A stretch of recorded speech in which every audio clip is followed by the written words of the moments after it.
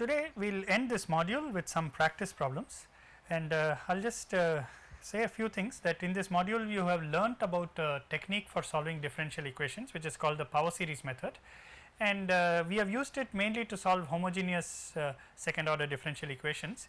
It is actually a fairly general method, and we will see some conditions in the next module how when you can use it and how you what are the modifications of the method you can do.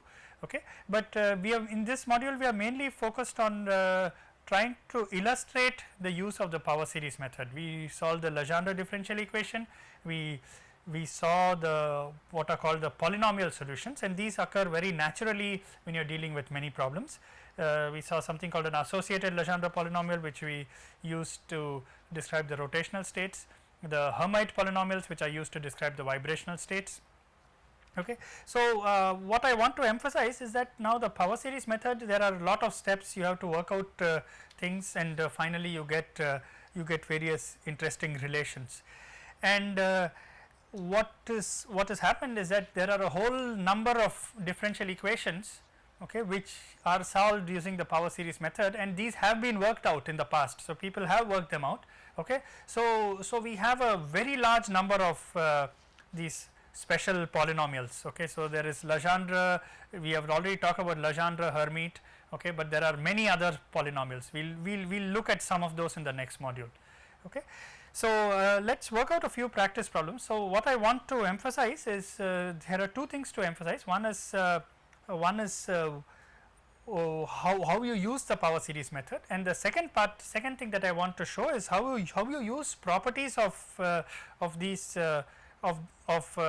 say Hermite polynomials or spherical harmonics. Okay. So, let us go and let us start with the first practice problem, which is which essentially asks to use the power series. So, use power series method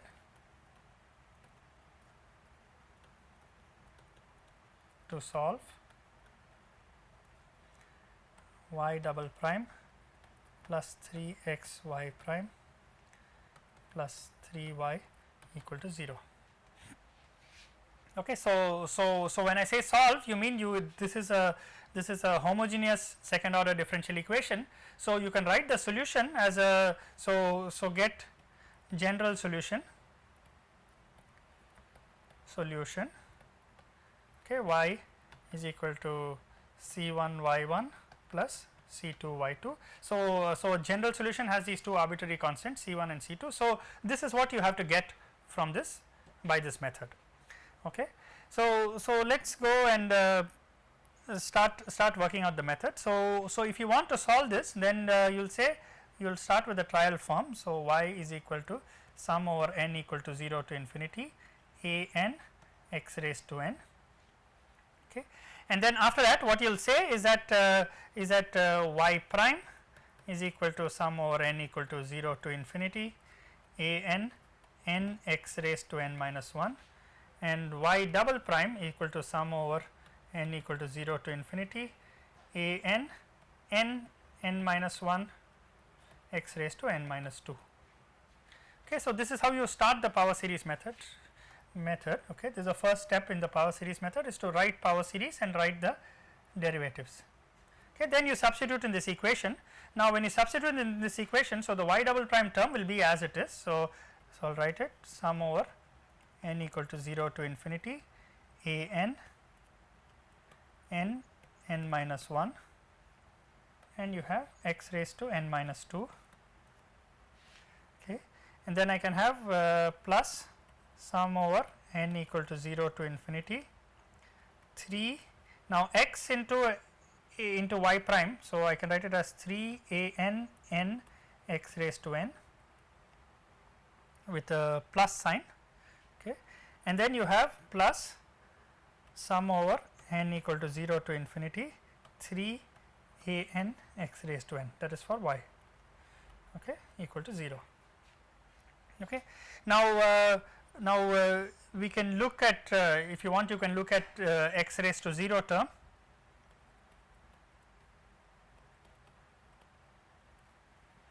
Okay. So, if you look at terms of power x raised to 0, what you get is in this case you cannot have any power of x raised to 0. In this case again you cannot have any power of x raised to 0. Okay. In this case you can have x raised to power 0. So what I want to say is, if you want x raised to 0 in the first term, you have to have n equal to 2. Okay. Now n equal to if n equal to 2, yes, okay. So yeah, in this case you can have n equal to 2. So what you will get is n equal to 2, 2 into 1 is 2, 2a2, 2a2. Okay.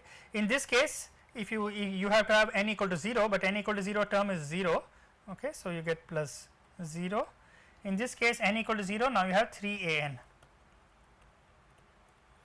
or a0, n equal to 0, so a0.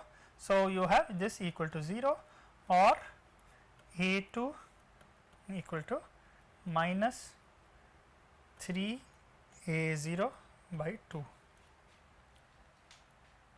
Okay. Let us do x raised to 1 terms. Okay. So if you have x raised to 1, then n has to be 3. So 3 into 2 is 6. So you get 6 and a3 plus, now in this case you will get x raised to 1. Okay. So you get plus 3 into 1, so 3a1, and you get again 3a1 equal to 0. Okay. So or you will get a3 equal to minus a1. Okay. These are some of the relations you can do. Now you can ask, in general, x raised to n term.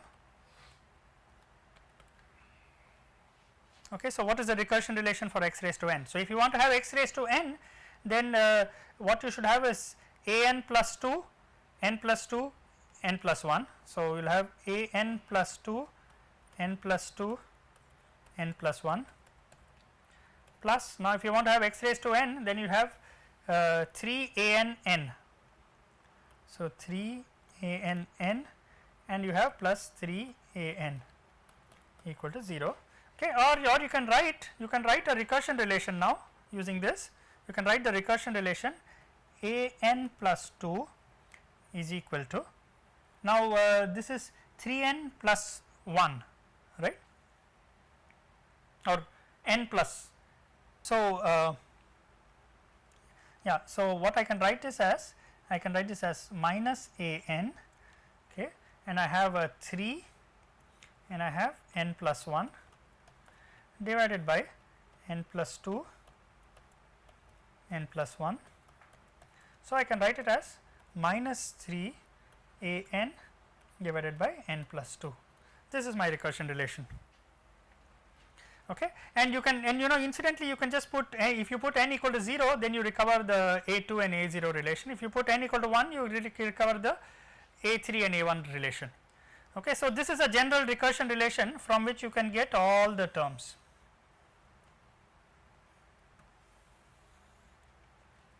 Okay. So now that we have that, let's what we can say. Okay. So if you look at let's say you look at a4. Okay. So a4 you will say is equal to, so using this relation, a4 is minus 3 divided by now n equal to 2. So it is a2 into minus 3 divided by 4. Okay. And a2 is nothing but minus 3 by 2 a0. So it is minus 3 into minus 3 divided by 4 divided by 2 a0. Okay. So this is equal to minus 1 square 3 square divided by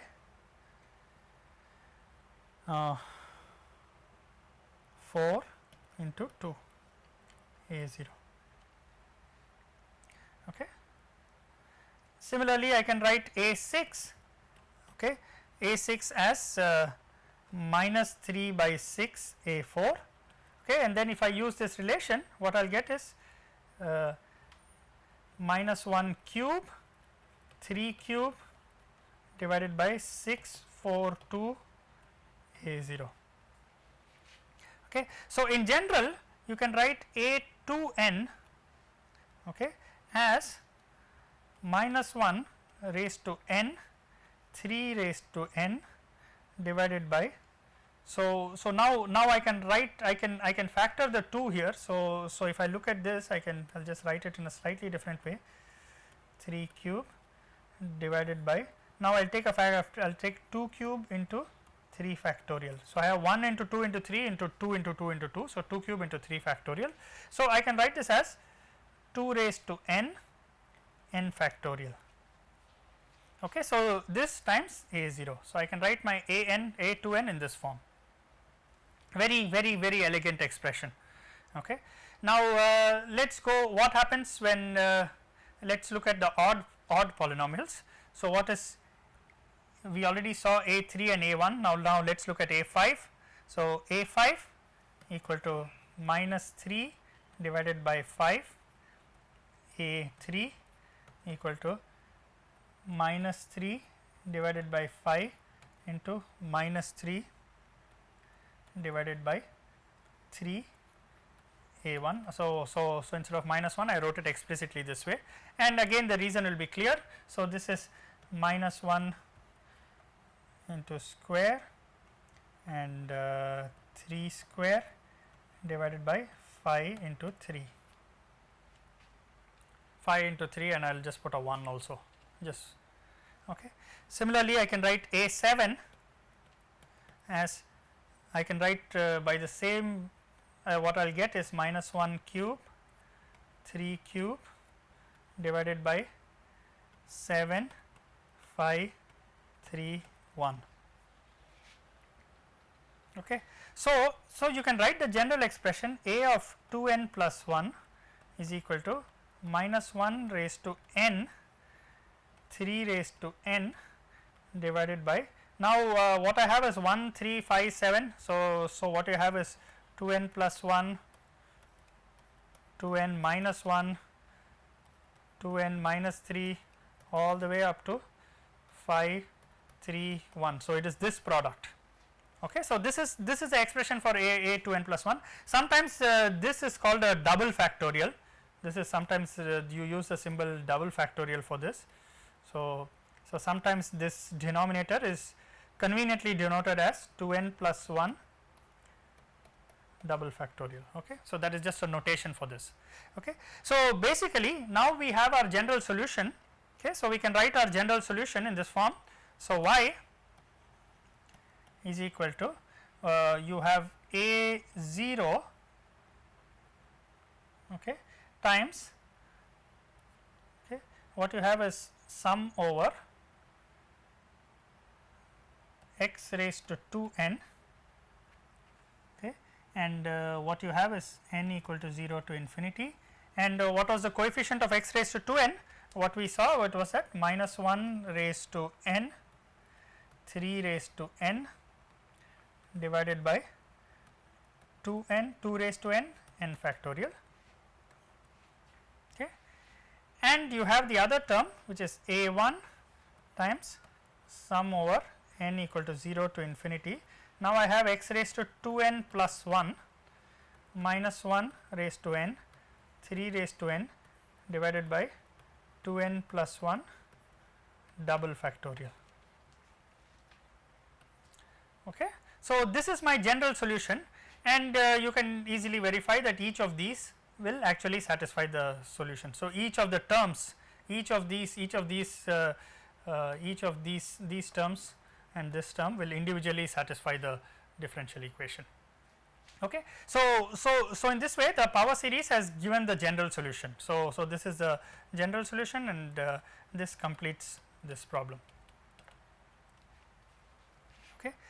Now the second problem that I want to do, okay, this is a very simple, very nice illustration of of using the recursion relations. So, what you are asked to do is to calculate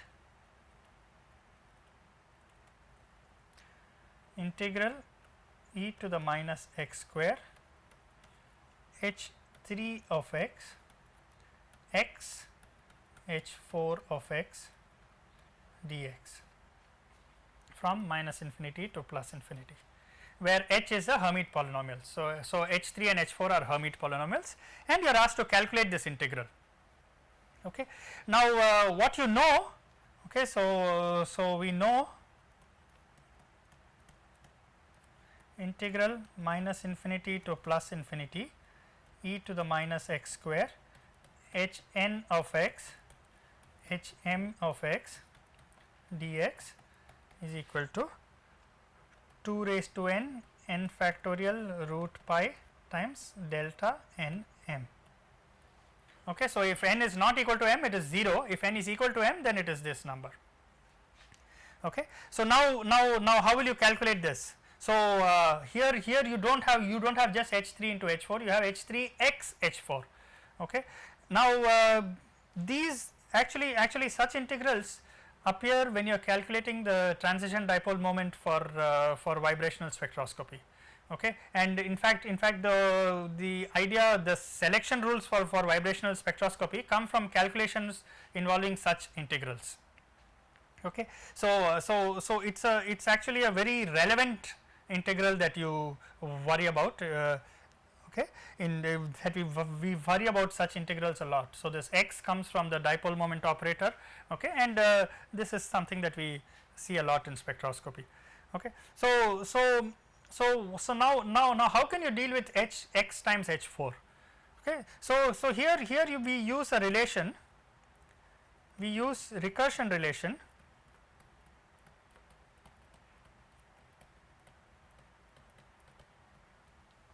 Okay, what is the recursion relation? Okay, I will write it in a slightly different form. I will write x times h n of x equal to n times h n minus 1 of x plus half h n plus 1 of x.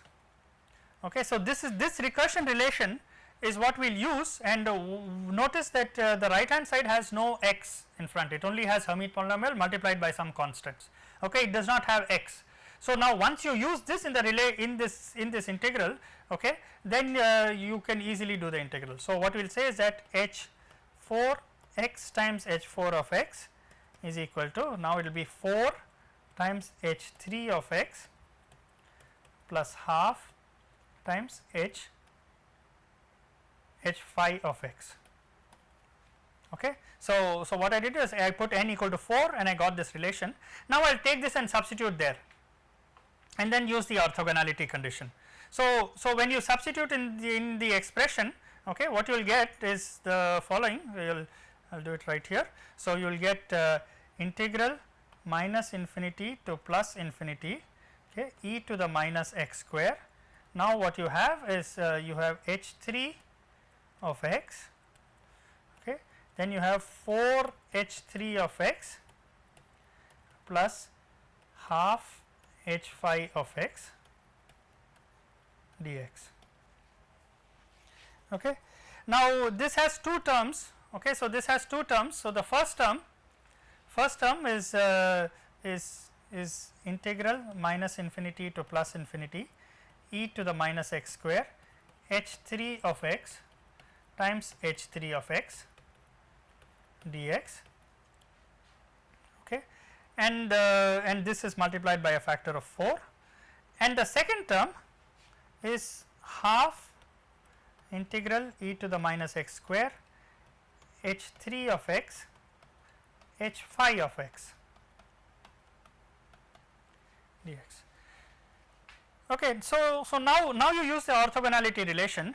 So from the orthogonality relation, the first term, okay, so here you have h3 into h3. So if you go back to the orthogonality relation, hn hm, so here when n is equal to m, okay, then you will get only this part 2 raised to n n factorial root pi, because delta I of nn is 1. So what I will get is what I will get in this case, n equal to m equal to 3. So, you have 2 raised to 3 into 3 factorial into root pi into 3 factorial into square root of pi, 2 raised to 3. And the second case, here n is not equal to m. So, this equal to 0. Okay, so, the second integral is just 0, the whole term, is just 0. Okay. So, then all you get is this, and this is your answer. So, this turns out to be how much? So, you have 6 into 8 48 into 4 192 square root of pi. Okay. So, what we started is with an integral that looked like this, okay, and you got a number, okay, out of this derivation. Okay, so, you got a final expression, you evaluated this integral. Okay, in order to evaluate that, you had to use this orthogonality relation. Okay. Now, this orthogonality relation, I expect you to remember this constant factor. Okay. So, I expect you to remember the orthogonality relation and the constant factor. Similarly, it is also expected that you remember the recursion relation for Hermite polynomials, because this is a very important relation that appears in lot of spectroscopy. Okay. So, what is important about this problem is the following, that suppose see when you want to do selection rules for spectral transitions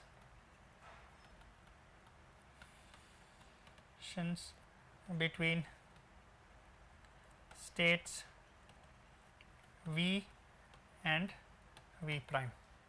So, you are going from a vibrational state V to a vibrational state V prime. Okay. Then what appears in this selection transition is a quantity that looks like so actually you can write that the probability of transition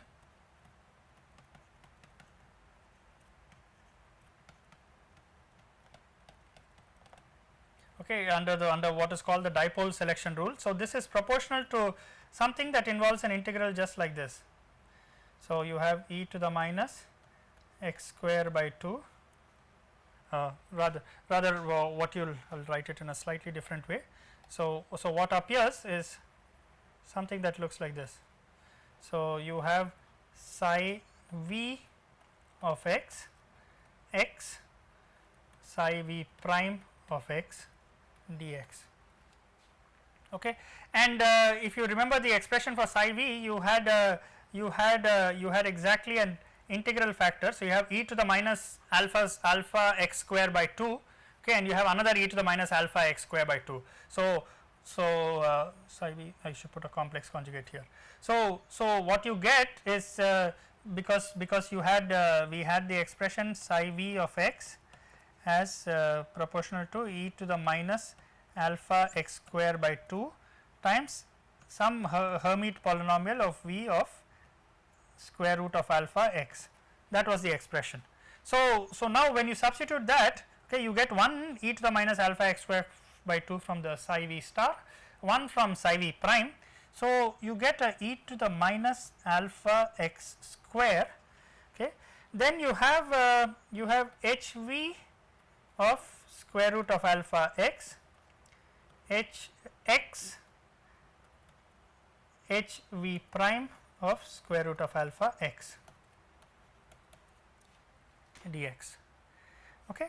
And now you can see this is a really amazing relation. So, so basically if I multiply by square root of alpha, okay, and let us say I divide by square root of alpha. So, if I multiply and divide by square root of alpha, this will look like integral minus alpha infinity to plus infinity e to the minus, I will write this as square root of alpha x the whole square, okay, h v of square root of alpha x square root of alpha x h v prime of square root of alpha x, and what I will write is d of square root of alpha x, okay, and I will just take I just have a 1 by alpha square, okay, 1 by alpha rather 1 by alpha.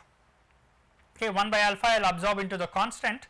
So, essentially what I will get is if I say square root of alpha x equal to y, then this is basically proportional to integral minus infinity to plus infinity e to the minus y square h v of y h v prime of y dy. Okay. So what you get, okay, so this is equal to now if you use y h v as if you use the relation, the recursion relation, then this becomes essentially proportional to integral minus infinity to plus infinity e to the minus y square. Now what you will get is h v of y, and you will get a term that looks like h v plus 1 of y, okay, and there is a factor of 1 by 2, and you will get another term that looks like plus v times, then the other integral will have exactly the same, but you have e to the minus y square h v of y, and you have h or v prime plus 1, sorry, v prime minus 1 of y dy. Okay, what I did is I used the recursion relation to write this as a sum of two terms, one involving h of v plus 1 and the other involving h of v minus 1 or v prime minus 1. Okay, and each of these, and there should be a dy, each of these integrals is 0. Okay, so probability of transition, okay, so this equal to 0 unless v equal to v prime plus or minus 1. So either if v equal to v prime plus 1, then the first term is non-zero, if v equal to v prime minus 1, then the second term is non-zero.